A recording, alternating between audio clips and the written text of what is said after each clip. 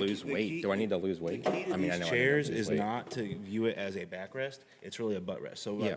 you lean forward and then stick your butt into it. It's like a butt Yeah, hug. you got to really just get into the You moment. just- You have to just. Well, what's up, everybody? My name is Clay Finklea, and I'm one of the This Gen pastors here at The Rock, and I am so thankful you are tuning in today. I don't know how you found us exactly, but whatever way you found us, so glad you're joining us. And I have an awesome guest with me today to have a little conversation with, and his name is Justin Schools. Justin Schools. How you doing, man? I'm doing good, man. How are you doing? Good. How's work going? Work is always work. Work is always it's always work. All right, so Justin Schools. I been in Conway for about 17 years now. Moved down here to go to Coastal Carolina. My wife is from Conway, McCall. Some of you guys know her. And then two little boys that we have. We have a 9-year-old now named Parker and a 6-year-old who just turned 6 this past week. Paxton, who's going on 20. Paxton. Yes. Yes, he No is. doubt. Yep. They are the mascots, I would say, of our small group. They are. Especially probably Paxton. We do the Conway freshman sophomore group, so we host That's all awesome. those hooligans All every Wednesday night. Yeah. That's right. That's Yeah. right. Hey, we love you guys. You guys are a good group. Do you have a problem with authority? Yeah, I've learned to accept authority in the right environment. Right. It has to be the right However, environment. I did have several moments with you when we were at camp together, and like someone would tell us to do something, and me and you would just be like, "We ain't doing that." You can't keep your mouth shut. No, I can't. I wish I could, but I can't. I have a very small filter. And then you laugh too. That's Yeah. your worst. That's the worst part. I'm sorry, but you're a college kid, working at the gym. You're not going to tell me to not walk on the grass, right? It's just, no offense. It's just one of those things. I mean, Okay, so while we're talking about authority, your wife's name is McCall, it is. and she runs the house, as we all know. Yeah. A happy wife is a happy life. That's right. A smart Yep. man. That's a smart man. So, if anyone's ever been in a relationship, they know how this goes. You go, hey, we're out to eat. I'm going to get this. And then they say, okay, I just want this, but I don't want any fries. And then you look at them and say, no, I know you're going to want fries. Let's order fries. And they're like, no, I'm not going to want any fries. And then Right. you go and you get your food, and then you have fries, and they don't. And all of a sudden, like 5 minutes later, they reach for your fries. Yeah. What's your reaction? I'm good with that. I'm Wow. good with sharing. Here's my thing. You got to be quicker at eating it than I am. So the reality is, I'm a pretty fast eater. We've been to lunch a bunch. You do pound. I it. do. I don't like to waste time. Maybe I feel like I grew up with 10 siblings and I didn't, but that's how I eat. I will say this, and I love you, McCall. But McCall, you better not touch a thing on her plate without asking Really? permission. You will get a fork through your hands. I respect that a lot, McCall. She I seems like the respect that a nicest lot. person in the world. Don't mess with her food. Don't mess with it. Wow. It is a violent thing. I think it can turn violent. I think I'm more like McCall. Like if like sorry, Katie, but if you reach for my fries, you're getting a Bruce Lee chop to the wrist. We're in the last week of our series called My Problem with Jesus, and I think a lot of people's problem with Jesus is the authoritative Jesus, where we really have to do what he tells us to do, and to do what he tells us to do, we feel like we are giving up what we claim to be ours. We have to say, hey, fine, Jesus, I'm giving you this, I'm giving you that. And a lot of us struggle with that authority. A lot of us struggle with giving that stuff up. And it leads to a lot of people going, you know what, I'm not about this Jesus guy. But if we really look at it, and we're going to talk about this together today, if we really look at it, when we do give our things over to God, it changes everything. It makes life so much better. And I really believe if we want to follow Jesus, we have to give it all to Jesus. Right. There's a story in Luke chapter 5 where Peter goes through this, and I'm going to read just part of it real quick to you and to everybody else, and then we're going to have a quick conversation about it. So Luke chapter 5, verses 1 through 5 says, "One day as Jesus was preaching on the shore of the Sea of Galilee, great crowds pressed in on him to listen to the word of God. He noticed 2 boats at the water's edge, for the fishermen had left them and were washing their nets. Stepping into one of the boats, Jesus asked Peter, its owner, to push it out into the water. So he sat in the boat and taught the crowds from there. When he had finished speaking, he said to Peter, 'Now go out where it is deeper and let down your nets to catch some fish.' 'Master,' Peter replied, 'we worked hard all last night and didn't catch a thing. But if you say so, I'll let the nets down again.'" It's really interesting what's happening here.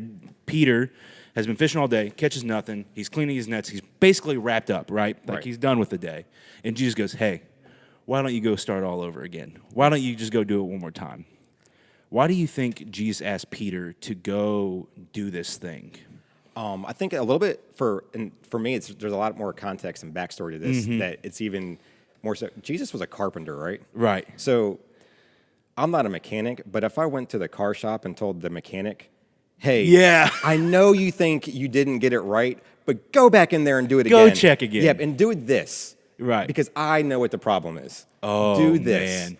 And I think that's where people miss a lot of this is Jesus is a carpenter. And now Peter knows Jesus at this point. Right. I mean, he knows what's going on, but Jesus is a fish. I mean, Peter's a fisherman, right? Right. Peter's been fishing knows the his game. whole life. That's always, he's fished. Right. It's not like he went to school for, a whole bunch he's fished. He knows fishing. And like you said, you have to wrap up all that stuff. Those guys back then didn't just, it's not like they went down to the Target and bought a new net. That's right. You know what I mean? He's Like, they got didn't to go to Bass wash Pro it. Shop. He's got to clean it up. They got to sew it back together. They got to, and he's like, no. I mean, all right, I'm going to do this because you're asking me to, and I'm calling you master, which is key word here. He's Yes. already calling him master, right? That's right. So he's respecting him as an authoritative figure. But Right. I think even in Peter's mind right this second, I know you've done great things already, but bro, Like, what? this No, ain't- oh, man, we're done for the day. Like, we're ready to eat. I'm ready to sit down. I'm ready not to share my French fries with anybody. That's right. I know Jesus asked us, and I know he asked our students to do a lot of things. What comforts do you see students needing to give up to really follow Jesus and what he's asking them to do? Oh man, nobody's gonna like this. I think, and that's even me included, right? Right. I think everybody has a little tiny object that sits in their pocket or their purse that if we could give up for just a small amount during the day, You're right. I wonder how much closer we could all get. And that includes me. You're right. I mean, I read my Bible on my phone. right. I listen to the Bible on the phone. Whatever it's on the phone these days. I have a giant, amazing Bible next to my my bedside table that I study from sometimes. But for the most part, It's on the phone. all on my phone. It's easy, and Everything's it's on my great. phone. And then it's too easy to jump to Instagram or Twitter or whatever you do. I think it'd be interesting if we could silence that in a sense and put it away and maybe try to seek God out a little bit more. Right. So the beauty of the phone and the beauty of what we do with the Rock app is easy to read. Great access. I love it. I do it every morning. Absolutely. But I still need to go, hold up. Once I'm done reading, once I'm done journaling, sometimes I journal on my phone, but once I'm done, I need to reflect. Okay, let me put and just sit in silence. Yeah. I think that's, for me, that's the thing that we could probably do. Everybody could do better, right? Really what God is asking Peter to do, Jesus is asking Peter to do is like, hey, like your normal habits, let's take a break from those and let's try something different. Okay. He's doing the same thing, but it's the uncomfortable thing that he doesn't want to do. He said, okay, I'm done. Like, I don't want to do this anymore. But Jesus like, no, let's try this again. Right.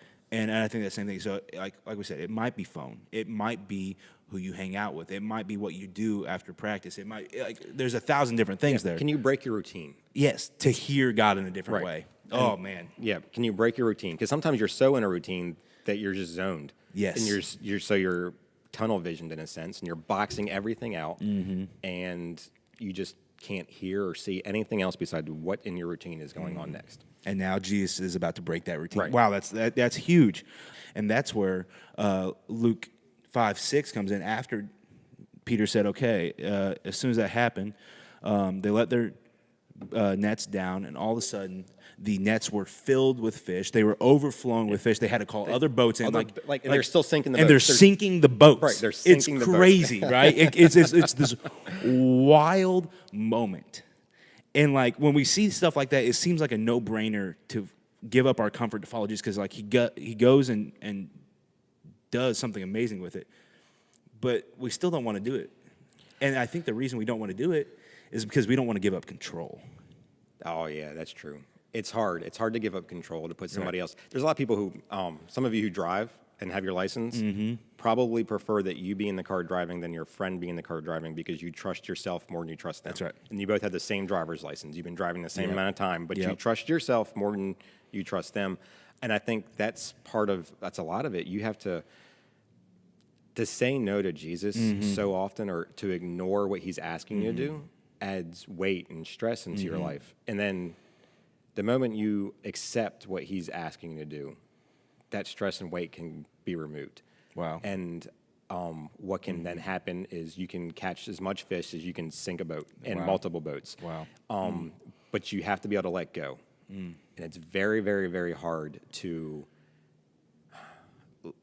let go to anybody, especially probably in some people's cases, somebody who's not standing straight in front of you talking to you directly. That's right. And so you're hearing a soft voice telling you to do something, and it's very easy to drown out this soft voice. Wow. And even sometimes God's yelling at you, and you're still like, "Oh, I got my headphones in. Yeah, like I'm good. We're good. I'm gonna keep listening to this song." Wow. So I think it's, can you listen long enough to fill your boat up, to see the reward happen? And this is what it says in 8 through 11. When Peter realized what had happened, he fell to his knees before Jesus and said, "Oh Lord, please leave me. I'm such a sinful man." For he was awestruck by the number of fish they had caught, as were the others with him. His partners James and John, the sons of Zebedee, were also amazed. Jesus replied to Peter, "Don't be afraid. From now on, you'll be fishing for people." And as soon as they landed, they left everything and followed Jesus. Man, when we want to follow Jesus, we got to give him everything. We got to leave everything. We got to say, "All right, Jesus, you are my everything." And this whole series has been about my problem with Jesus. It's been a very personal series where we have to do a lot of reflection and look at ourselves and what we really believe. And I really believe this whole series has been about this idea of being uncomfortable and giving Jesus control. And like every single week has had something to do with one of those two subjects. And if you want to follow Jesus, you have to give it over to him. So what do you think, now that we're wrapping up the series, this is the last week of the series, It is. what are some practical ways we can give it over to Jesus? We can give him control, we can give him our comfort, and truly give our lives to him and follow him. Yeah, I think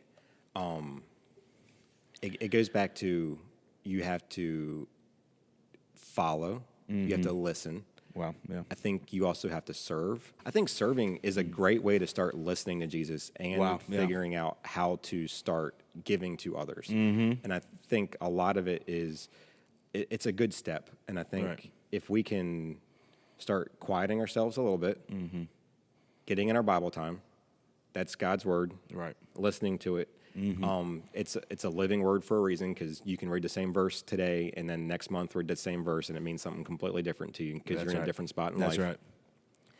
You do those things, you have quiet time, you spend 5 minutes, maybe 10 minutes trying to reflect, trying to listen, trying to hear what God has to say, and then you really try to push yourself to respond and listen to what he's trying to say. And then really apply it. And I think a lot of times what we don't do is we don't serve enough. And I think a lot of times serving allows you to hear some other things too. That's right. There's a lot of great serving options out there for you. And, we always encourage the Rock app and spend some time reflecting, just like Justin said. So there's a lot of great steps. Guys, I've loved this series. I've loved our guest. And Justin, you have killed it. We're so thankful for you to be on here.